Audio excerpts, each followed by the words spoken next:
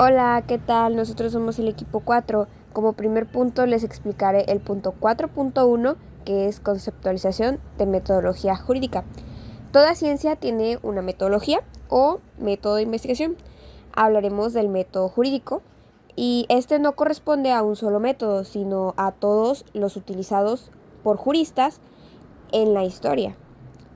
En el ámbito de la investigación jurídica es un conjunto de pasos o secuencias a cumplir para llegar a metas. Igual objetivos referidos de manera libre por el investigador. Es instrumento básico para la formación jurista. Permite tomar un camino en el análisis y sistematización en la práctica abordada al estudio de casos, con un orden y precisión. Para el juzgador sirve para dictar sentencias estas coherentes y lógicas. Bueno, siguiendo con estos puntos, el 4.2 con título Diversos métodos de ciencias jurídicas, que en el uso o utilización de esta metodología jurídica es posible identificar modelos de ciencias jurídicas y agruparlos en paradigmas, ya sea tradicionales, modelos actuales o modelos hermenéuticos. Muy buenos días, tardes, noches, compañeros. El día de hoy les voy a explicar sobre los modelos tradicionales en la metodología jurídica. Y bueno, ¿cuáles son estos métodos tradicionales? En la metodología no solo son métodos de investigación, sino son grandes enfoques filosóficos que determinan qué se entiende por derecho y continuamente cómo debe ser estudiado, interpretado y aplicado. Ahora bien, ya dicho esto, pasemos a ver esos 4 métodos. Número 1. Iusnaturalismo. También conocido como derecho natural, es un conjunto de principios universales superiores que la ley positiva respeta. Su metodología de estudio se rige por lo ético racional. Se busca al derecho a través de la razón, la moral o la divinidad para determinar la validez de la norma positiva. Número 2. Iuspositivismo. Son normas válidas y vigentes creadas por el Estado, independientemente de su moralidad. Se rige por lo lógico, dogmático, formalista, y se centra en la sistematización lógica de las normas jurídicas. Número 3. Iussociologismo. Este derecho es lo que realmente se aplica, se vive y se cumple en la sociedad, más allá de lo que dicen las leyes formales. Número 4. Iusmarxismo. Este fue la derivada del pensamiento marxiano-marxista, entendidos estos de los escritos iniciales de Karl Marx y Friedrich Engels, a mediados del siglo XIX. Aquí se analiza el derecho para revelar la ideología que ocultan las relaciones de poder, buscando una transformación revolucionaria. Ahora bien, pasemos al siguiente punto, los modelos actuales. ¿Cuáles son estos? Bueno, los modelos actuales son enfoques contemporáneos surgidos principalmente a partir de la segunda mitad del siglo XX, buscando superar las limitaciones de sus antecesores, los cuales eran el iusnaturalismo y el iuspositivismo. Tenemos la filosofía analítica. Este se centra en el análisis lógico y lingüístico del lenguaje jurídico. Busca la claridad y la coherencia en los conceptos, las normas y las proporciones jurídicas. El punto 4.2.2.2 es la semiótica jurídica. La idea central de este es que el derecho es un sistema de signos y lenguaje. La metodología es que se utiliza para estudiar las estructuras de significado y comunicación de las normas, las cuales analiza 3 niveles. En el primer nivel se encuentra la sintaxis, que es la estructura gramatical de la norma. En el segundo nivel, la semántica, significado de las palabras y los conceptos jurídicos. Y como último, la pragmática.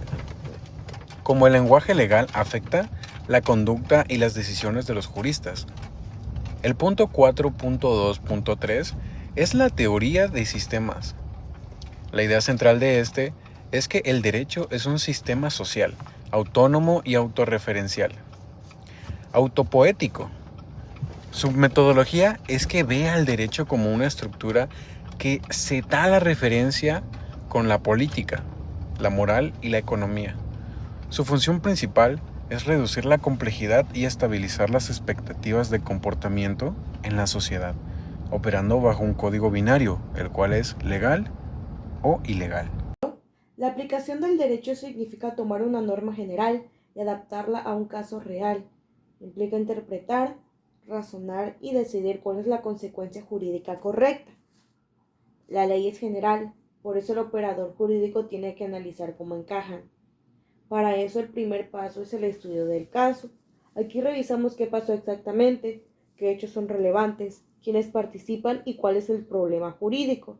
En pocas palabras, es ordenar el caso para entenderlo jurídicamente. Luego viene la investigación literal de los preceptos legales, que es revisar el texto exacto de la norma, sus palabras, sus definiciones y su estructura. Es la lectura más básica pero indispensable, porque debemos saber qué dice la ley antes de interpretarla de forma más profunda. Después analizamos el grado de aplicación de la norma. Significa determinar qué tan bien entra la norma en el caso.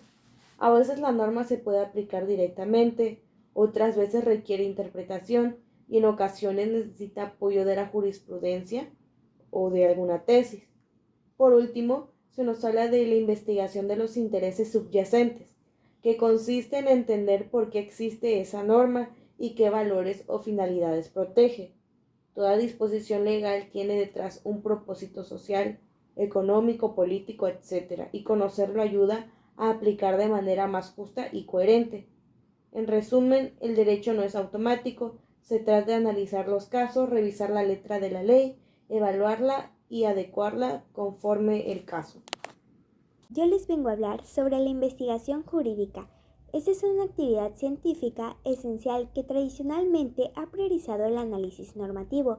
Dejando de lado el contexto social, el fenómeno jurídico debe de entenderse como una realidad tridimensional, hecho, valor y norma, que interactúan de manera dinámica. Miguel Reale afirma que estos elementos coexisten de manera coexistente inseparablemente en toda manifestación jurídica. El jurista trabaja con conceptos que forman el instrumental teórico del derecho, algunos provenientes de la historia y otros esenciales y universales, como norma, derecho subjetivo y relación jurídica. Así, el derecho se presenta históricamente como una trilogía de hecho, valor y norma. Las investigaciones jurídicas pueden abordarse de tres vertientes: dogmática o teórica, empírica o sociológica y axiológica filosófica. No existe un único método para investigar, sino diversas aproximaciones racionales y empíricas. De ellos derivan tres grandes modelos de investigación, como por ejemplo el formalista o dogmático, que se está centrado estrictamente en la norma. También tenemos el justnaturalista o axiológico, que se incorpora valores y ética. Y, para terminar, el sociológico, que analiza el derecho en su contexto social. Posteriormente tenemos la enseñanza del derecho. Este requiere una metodología que profundice en la interacción maestro-alumno, debido a la complejidad del mundo jurídico y a su importancia en la formación ciudadana. Este proceso es estratégico porque durante la enseñanza en las facultades de Derecho se adquiere la cultura jurídica que influirá en futuros legisladores, administradores públicos, jueces, magistrados y científicos del derecho. Estos aspectos se desarrollarán en los puntos que siguen, como por ejemplo la elaboración de conceptos jurídicos lógicos. Consiste en que el profesor ayude al estudiante a asimilar los términos y conceptos propios de la formación jurídica, presentes de las normas manuales y definiciones docentes. Este proceso debe de explicarse de manera lógica, racional y comprensible, avanzando de lo general a lo específico y de lo simple a lo complejo, para que el alumno comprenda adecuadamente las distintas disciplinas del ordenamiento jurídico. Continuando con lo anterior, tenemos la docencia del derecho. Aquí nos explican que en el derecho comparado existen 4 modelos de docencia jurídica: tradicional, tecnocrático, crítico y digital. El modelo tradicional de origen medieval es autoritario y centrado en el profesor, dejando al alumno en un papel pasivo. Sus rasgos son el verticalismo, autoritarismo, verbalismo e intelectualismo. reproduciendo relaciones jerárquicas y un aprendizaje memorístico común en las facultades de Derecho en México y América Latina. El método tecnocrático, surgido en Estados Unidos, considera la docencia como una actividad neutral, basada en estímulos premio-castigo, se apoya en la psicología conductista, formula objetivos conductuales precisos, descontextualiza contenidos y usa tecnologías que refuercen conductas. La evaluación se centra para verificar conductas observables. La docencia crítica surge como reacción a los modelos anteriores. Busca analizar los factores sociales, escolares y del aula que influyen en la enseñanza, promueve relaciones horizontales, reflexión, cooperación e igualdad. Examina el fenómeno educativo desde 3 niveles, como por ejemplo el social, el escolar y de aula, identificando sus problemas, limitaciones y posibilidades reales. El derecho como enseñanza universitaria. En este se propone una metodología activa en la enseñanza del derecho, colocando al estudiante en el centro del proceso y dejando al maestro como coordinador y apoyo del trabajo autónomo y creativo del alumno. En México, el mercado laboral del abogado ha crecido de forma continua. Desde 2014 existían más de 1.400 escuelas de derecho.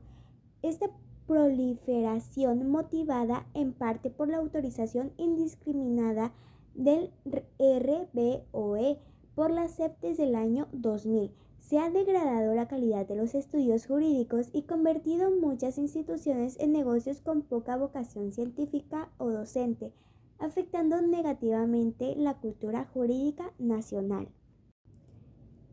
En materia de la enseñanza del derecho, por el proceso de la digitalización, la enseñanza a distancia, así como la virtual, se han incorporado con una serie de técnicas en donde se habla de las aulas virtuales, tratando de adaptar a las estrategias de docencia presencial. Los instrumentos electrónicos y digitales de las TICs han desarrollado en el mundo global, así como incorporaciones de las tecnologías de las 4 GB y 5 GB.